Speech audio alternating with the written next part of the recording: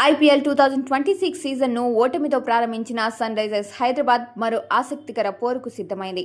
గురువారం కోల్కతా వేదికగా జరిగే తమ రెండో మ్యాచ్లో కోల్కతా నైట్ రైడర్స్తో ఆరెంజ్ ఆర్మీ అమీతుమీ తేల్చుకోనుంది. మరోవైపు కేకేఆర్ కూడా ఓటమితోనే ఈ టోర్నీని ప్రారంభించింది.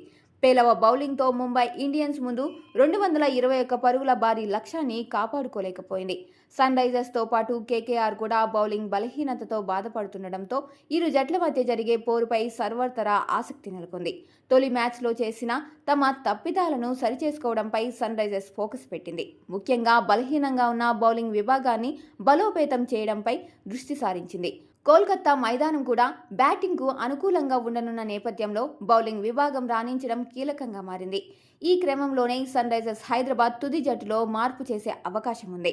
బ్యాటింగ్ విభాగంలో పెద్దగా మార్పులు జరిగే అవకాశం లేదు. ట్రావిస్ హెడ్, అభిషేక్ శర్మ ఓపెనర్లుగా ఆడనుండగా Ishan Kishan, Heinrich Klaasen, Nitish Kumar Reddy middle ఆర్డర్లో ఆడనున్నారు. Aniket Varma, Livingstone finisher పాత్ర పోషించనున్నారు. లివింగ్ స్టోన్ ఆడకపోతే సలీల్ అరోరా తుది జట్టులో కొనసాగుతాడు. హర్షల్ పటేల్, జయదేవ్ ఉనాద్కర్, హర్ష్ దూబే బౌలింగ్ బాధ్యతలు పంచుకోనున్నారు. హర్ష్ దూబే వద్దనుకుంటే జీషన్ అన్సారీ తుది జట్టులోకి వస్తాడు. ఏది ఏమైనా ఈ మ్యాచ్ గెలవడం సన్ రైజర్స్ హైదరాబాద్కు కీలకం.